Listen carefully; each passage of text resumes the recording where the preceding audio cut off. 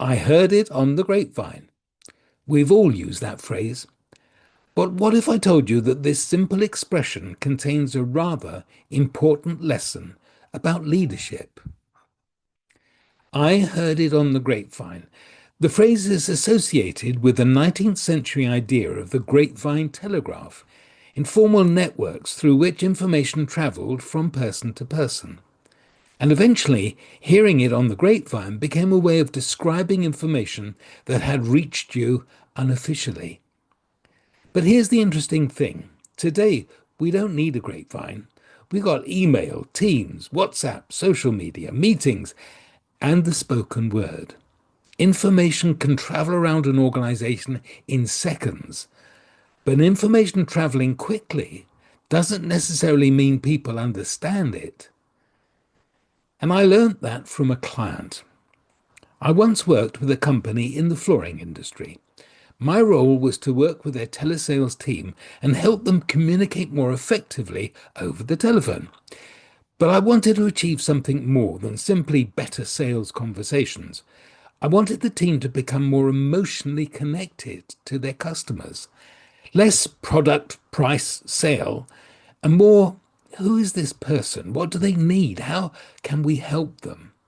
Because I believe that great communication is about an emotional connection. But as I started working with the team, I discovered another issue. There was significant staff churn. The team didn't feel sufficiently supported, and perhaps most importantly, they didn't feel listened to. So I asked the owner a simple question. Do you have a vision, values, and mission statement? He did. But I suggested that perhaps we should do something different. Rather than simply telling the employees what the company's vision and values were, why not bring everyone together for an employee away day? Let's co-create them. Let's ask the people who actually work in the business, what do we stand for? What sort of company do we want to become? How do we want our customers to feel? How should we treat each other? And what part do we want to play in the future growth of this organization? Because there's a huge difference between these are our values and these are the values we created together. One is communication. The other is ownership.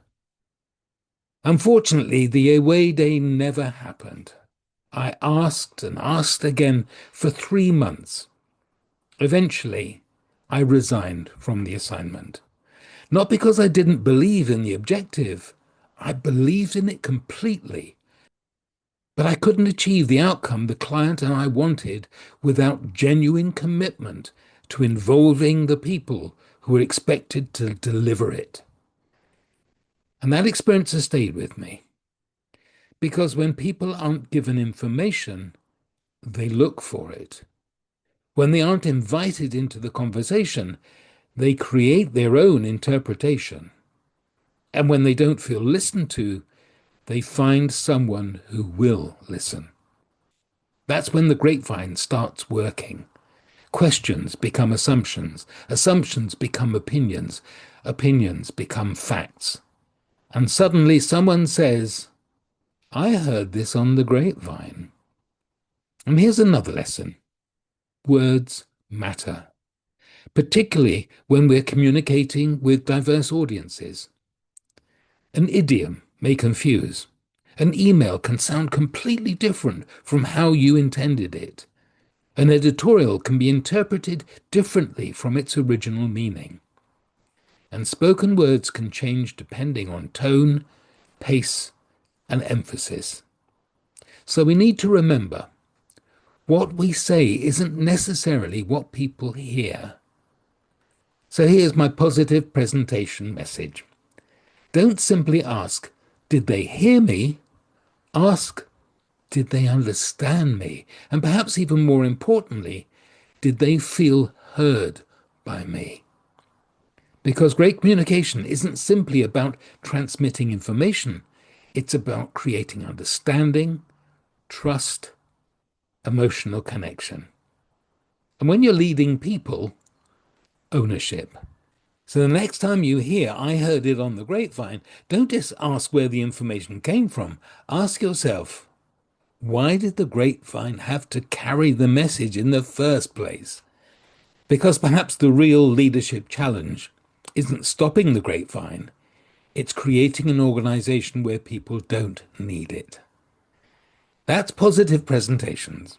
And I'll see you next time on Fascinating Words and Phrases.